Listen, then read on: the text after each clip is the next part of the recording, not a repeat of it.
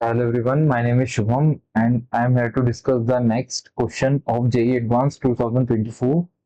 So the question is that we are looking for the physics section.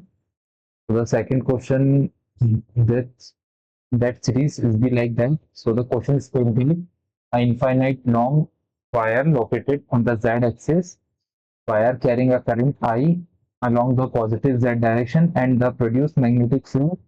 The magnitude of the line integral, that is along a straight line from the point to the point, is given by what? तो basically हमें क्या पूछा गया है, एक z axis positive z direction में हमारे पास like that, इसको अपन थोड़ा ड्रॉ कर लेते हैं। ऐसा कुछ x y कोऑर्डिनेट सिस्टम है हमारे पास, this is x, this is y, corresponding to that ये जो परपेंडिकुलर होगा ना अपवर्ड डायरेक्शन में, that is the positive z direction. तो इस डायरेक्शन में करंट फ्लो कर रहा है, ठीक है, हाई करंट फ्लो कर रहा है। करस्पॉन्डिंग टू दैट यहाँ पे कुछ पॉइंट्स दिए हुए हैं, है ना। तो अगर इन पॉइंट्स को हम एक्सिस पे प्लॉट करते हैं तो like that -√3 a comma a, this is the first point and there is another point that is a comma a. So the line is passing from this points corresponding to this line। हमें क्या calculate करना बेटा, यहाँ पे हमें calculate करना b dot dl vector, उनका line integral हमें कैलकुलेट करना है। तो दैट इज द क्वेश्चन। देखते हैं हम इसे कैसे अप्रोच कर सकते हैं। तो हम फ्री स्पेस में इसे सॉल्व करते हैं लाइक दैट, है ना। तो यहाँ से हम शुरू करना और सॉल्व करना शुरू करते हैं। फर्स्ट ऑफ ऑल हम उन दोनों ही पॉइंट से करस जाने वाली स्ट्रेट लाइन को ऐसे ड्रॉ कर लेते हैं like that, and this is the point जहां से हमारा करंट पास कर रहा है परपेंडिकुलर डायरेक्शन में लाइक दैट। ये वाली जो लेंथ हो जाएगी, this is the A length, क्योंकि हम पॉइंट के करस्पॉन्डिंग देख रहे हैं। हम इस वायर पे ये जो दो पॉइंट है कोई भी एक रैंडम पॉइंट कनेक्ट करते हैं like this and taking this distance as are.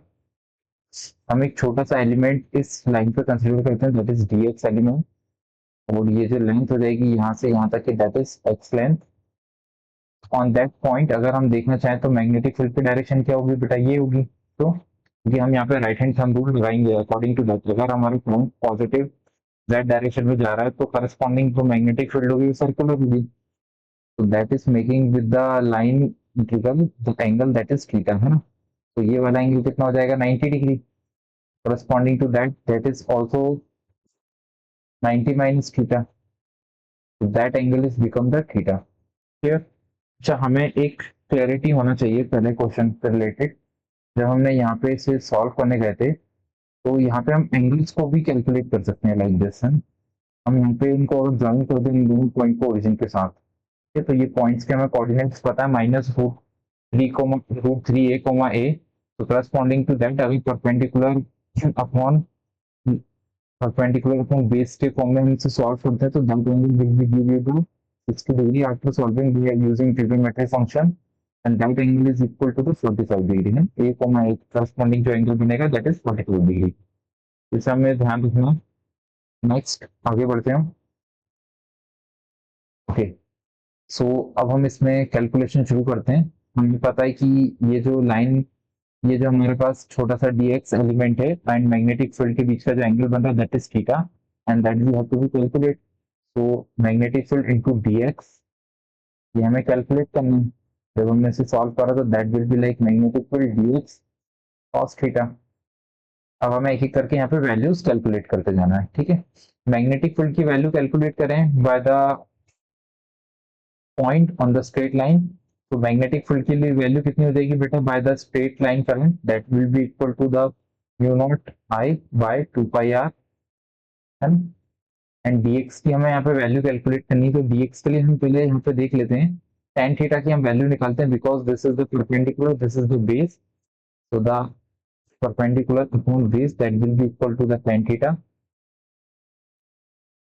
यहाँ से x की वैल्यू आ जाएगी हमारे पास, that is equal to the a tan theta.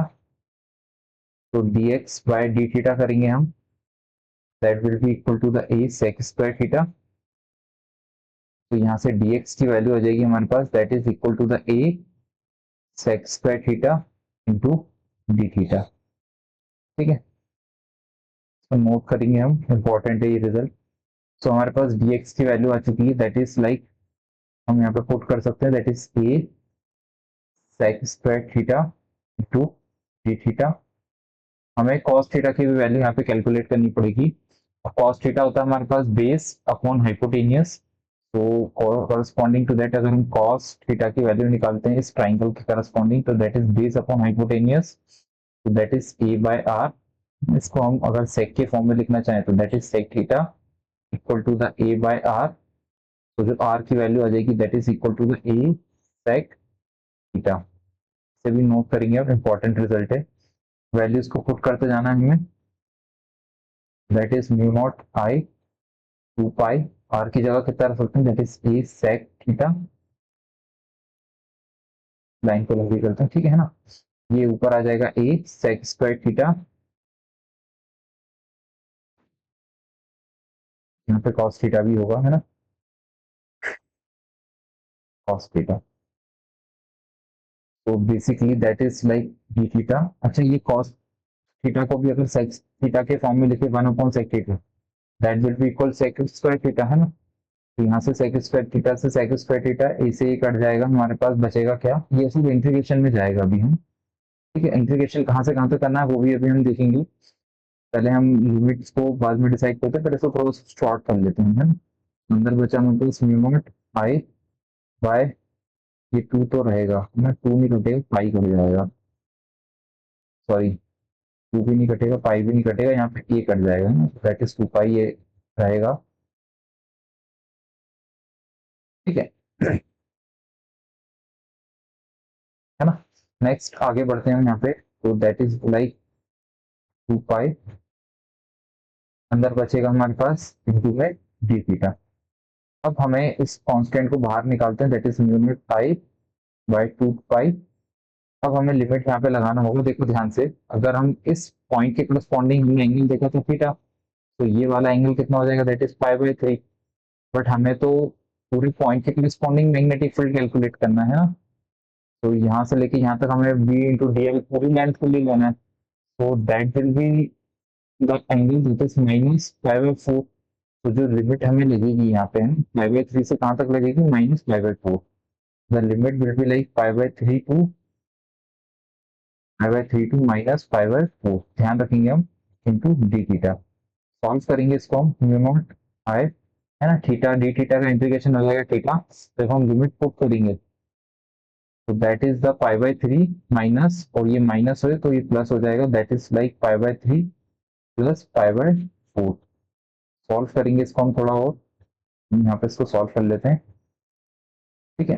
तो that will be like mu naught I by 2 pi. तो जब हम सॉल्व करेंगे तो कितना आ जाएगा बेटा हमारे पास, that will be like 7 pi by 12। Pi से पाई कट जाएगा यहाँ पे, एंड फाइनल आंसर आएगा हमारे पास 7 mu naught I divided by 24. So that will be the answer corresponding to that. Which option is correct? 7 mu not I corresponding to that option number 2 will be correct. Thank you very much for to watch this video.